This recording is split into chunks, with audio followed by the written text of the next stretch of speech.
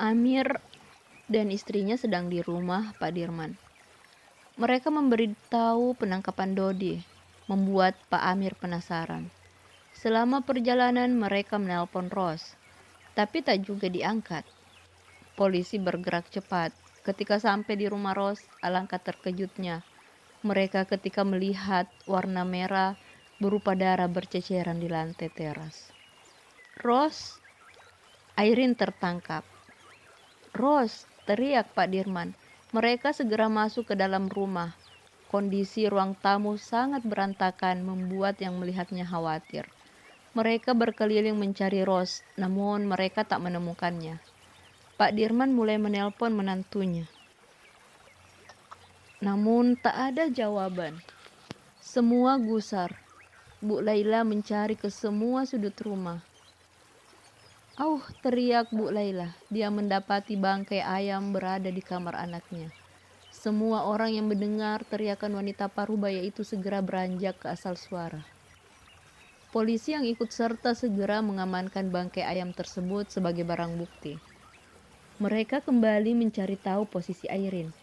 Ternyata Airin sudah berada di rumah sakit. Mereka saling berpandangan, teringat akan dewa yang sedang dirawat. Mereka meninggalkannya sendiri karena beranggapan bahwa Airin tak akan tahu kondisi dewa. Ternyata mereka salah. Kembali polisi bergegas ke rumah sakit. Mereka betul-betul dibuat pusing oleh ulah Airin. Mereka tidak habis pikir. Gadis polos ternyata bisa merencanakan sesuatu yang sangat menakutkan. Sebagian mencari Ros dan sebagian ke tempat dewa. Mas, bangun. Kamu kok tidur terus? Ucap Airin. Sudah sejak sejam yang lalu dia menemani dewa. Sedangkan Ros yang dipaksanya untuk mengantarkan ke tempat dewa terduduk di kursi. Gadis itu nampak pucat. Dia sangat lemah. Perutnya pun masih terasa sakit. Kedua tangannya diikat dan mulutnya diplester. Ros sendiri heran. Airin begitu pintar mengelabui para petugas rumah sakit. Tutur katanya yang sopan membuat orang tak curiga. Setelah usahanya membangunkan dewa sia-sia, dia beralih menatap arah Ros. Tatapan penuh amarah dia lontarkan. Pelan-pelan dia mendekat ke gadis itu. Plak. Airin menampar Ros. Gadis itu tak bisa apa-apa. Dia terkulai di kursi. Airin tersenyum melihat Ros. Bagaimana kamu masih berani mengganggu aku dan Mas Dewa?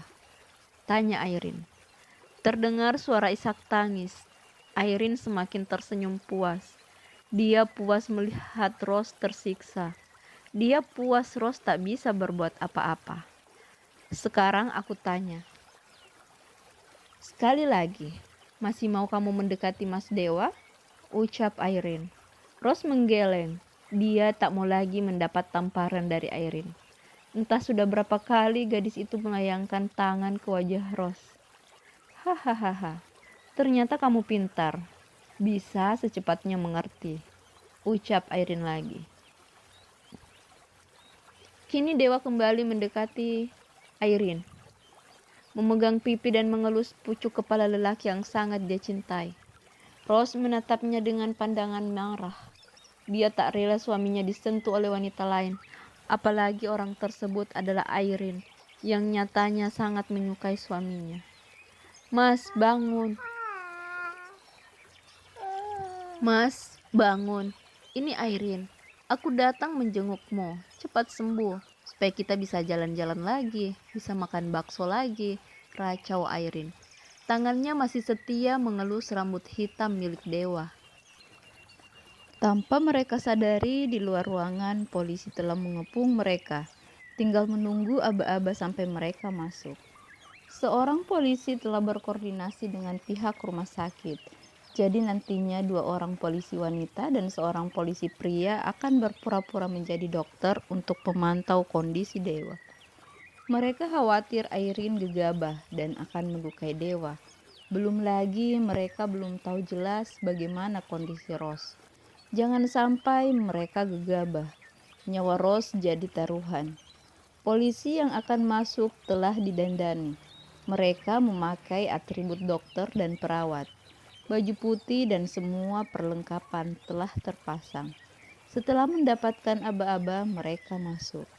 Selamat sore, Bu, maaf mengganggu, kami akan memeriksa kondisi pasien.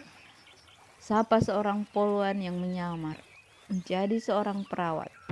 Airin menoleh melihat perawat tersebut. Awalnya dia tersenyum, namun karena melihat perawat tersebut cantik membuat Airin tak suka. Jangan ganggu pacar aku, ucap Airin. Dia menepis tangan poluan tersebut. Maaf Bu, tapi saya cuma mau memeriksa keadaan pasien, ucap poluan yang menyamar tersebut. Tidak perlu, dia cuma tidur, ucap Airin ketus. Kedua perawat tersebut masih sibuk mengalihkan perhatian Airin. Sementara polisi yang satu mendekati Rose yang sudah setengah sadar. Plester di mulutnya sudah dilepas oleh Airin sesaat sebelum para perawat dan dokter masuk. Pelan Rose dipapah untuk meninggalkan tempat itu. Karena Airin terpaku dengan kedua perawat, dia tak menyadari jika Rose sudah berhasil dikeluarkan dari tempat itu. Semua orang segera berlari ke arah Rose ketika mereka sudah keluar dari ruangan. Tim medis yang dipersiapkan segera mengambil alih memberi pertolongan untuk Rose. Airin masih sibuk bersama dengan para perawat. Polisi yang menyamar kembali masuk. "Mah, Bu, ini ada apa?" tanya polisi yang menyamar menjadi dokter. "Ini Dok, keluarga pasien melarang kami memeriksa pasien," adu perawat yang sedari tadi mengalihkan perhatian Airin. Dokter beralih menatap Airin. Gadis itu balik menatap dokter lelaki itu. "Bukan tidak mau, Dok, tapi mereka berusaha menggoda pacar saya," ucap Airin. Dia menatap sinis kepada kedua perawat itu. "Maksudnya bagaimana, Bu?" tanya dokter lagi. "Mereka menggoda calon suami saya, Dok. Mereka memegang tangan dan menyingkap baju sehingga memperlihatkan dadanya. Kan itu tidak sopan," jelas Airin. Kedua perawat tersebut menggeleng tak percaya dengan apa yang mereka dengar. Mereka tak habis pikir bagaimana mungkin bisa beranggapan seperti itu. "Maaf Bu, tapi itu sudah menjadi prosedur kalau akan memeriksa pasien," jelas dokter tersebut. "Saya tidak setuju, pacar saya tidak sakit, dia hanya tidur," ucap Airin lagi. Suaranya sudah naik 1 oktav, dia sudah terlihat emosi, tangannya mulai gemetaran. "Baiklah Bu, kami mengerti bagaimana kalau saya yang periksa calon suaminya," ucap dokter laki-laki tersebut. Airin terdiam, dia mulai mencerna apa yang dikatakan oleh dokter itu. "Untuk apa pacar saya diperiksa?" tanyanya. "Supaya mengetahui kondisi terkini pasien. Kalau dia cepat kami tangani, maka dia akan semakin cepat bangun," ucap sang dokter. Airin mengangguk. Penjelasan dokter tersebut masuk di akalnya. Dia mundur memberi ruang kepada dokter lelaki tersebut dan memeriksa Dewa. Seorang perawat sempat melihat sebilah pisau di balik baju Airin. Dia memberi kode kepada temannya. Mereka tidak bisa gegabah, bisa jadi Airin berbuat nekat. Saat dokter sedang memeriksa keadaan Dewa, Airin berbalik. Alangkah terkejutnya dia ketika tak mendapati Rose di tempatnya. Dia berdiri, matanya mencari, tapi tak juga dia temukan. Dia berbalik menatap orang-orang yang sedang sibuk memeriksa kondisi Dewa. Airin berpikir bahwa Rose kabur saat perawat tersebut membuka pintu. Hatinya mulai gusar ingin mencari, tapi dia tak mau meninggalkan Dewa. Akhirnya dia memilih menunggu Dewa yang sedang diperiksa. Dokter tersebut memberi aba-aba kedua perawat mendekati Airin, lalu langsung menyergap gadis itu. Tapi Airin mengelak, ternyata Airin bisa bela diri. Itu yang polisi tak tahu. Melihat perawat ingin mengeroyoknya, Airin tersenyum. Dia suka berkelahi. Tanpa menunggu aba-aba, Airin menyerang seorang perawat. Tendangan dan pukulan saling beradu. Beberapa kali pukulan perawat mengenai wajah dan bahu Airin, tapi tak ayal juga.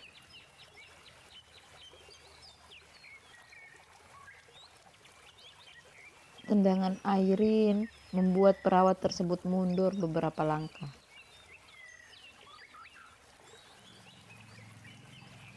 Melihat temannya terkena tendangan, perawat yang satu ikut maju, sedangkan polisi yang menyamar menjadi dokter segera mengamankan Dewa. Melihat Dewa dievakuasi membuat Airin marah. Dia menghadang lelaki yang menggendong dewa. "Turunkan pacarku," suruh Airin. Tangannya menunjuk lelaki itu. Dia tak suka orang membawa dewa. Kedua polwan kembali menghalangi Airin. Pukulan kembali mereka layangkan, namun berhasil ditangkis.